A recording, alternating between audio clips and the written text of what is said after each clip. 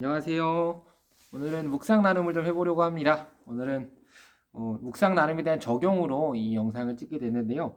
오늘 사도행전 9장 1절부터 19절 상반절까지 오늘 말씀을 읽었는데, 이 부분은 좀 유명한 사울이 예수님을 처음 만나고 회심하게 된 그 사건입니다. 근데 이 적용은 저는 다른 것보다 사울이 오늘 내가 만난 하나님 이야기를 하는 것처럼 적용으로 저도 내가 하나님을 처음 만난 거요. 내가 예수님을 처음으로 마음으로 영접한 경험을 좀 나눠보도록 합니다. 저는 모태신앙으로 자랐는데 좀 특별한 모태신앙이었습니다. 왜 특별하냐? 모태신앙 하면은 부모님이랑 같이 신앙생활을 할 텐데, 저 같은 경우는 부모님이랑 신앙생활을 같이 하지 않고 할머니랑 같이 다녔습니다.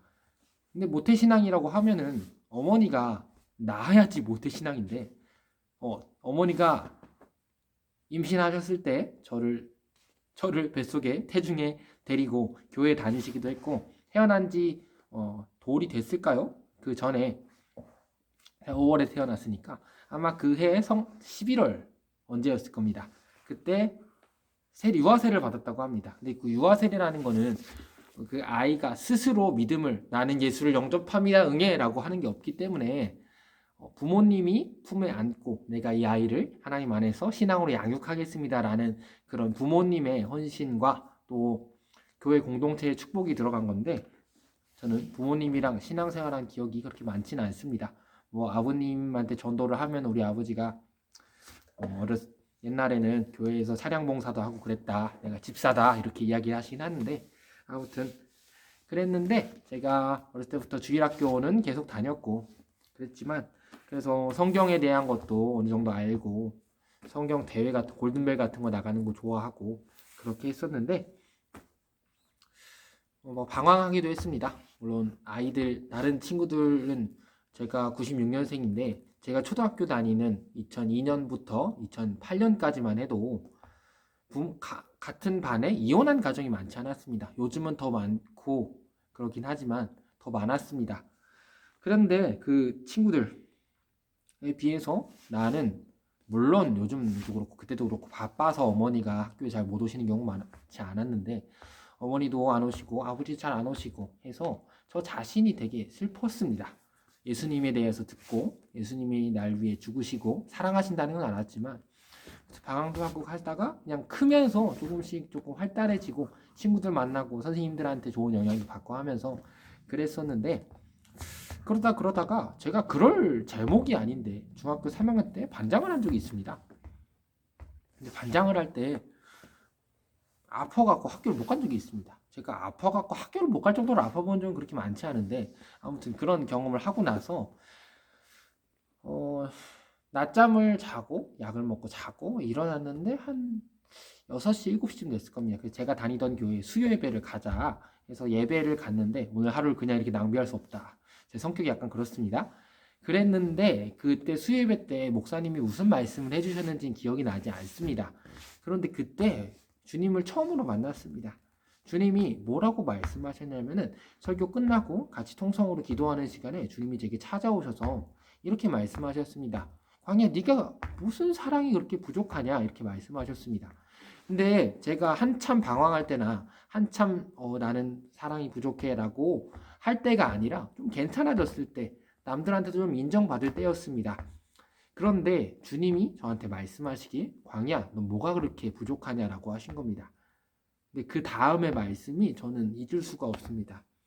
내가 내 아들을 십자가에 달 만큼 너를 사랑했는데 어떻게 네가 그 사랑보다 더 부족하다고 말하느냐라고 하는 말씀에 저는 엄청난 신비를 경험했습니다. 내가 사랑의 그릇이 이만하다면 그 사랑에 다 받아낼 수 있는 만큼의 용량이 있을 텐데, 그것보다 더 큰 사랑, 더 넘치는 사랑이 부어졌는데 나는 왜 계속 부족하다, 계속 사랑이 모자라다라고 느꼈을까라는 것에 회개하면서 주신 사랑에 감사함이 예수님을 처음 경험했습니다.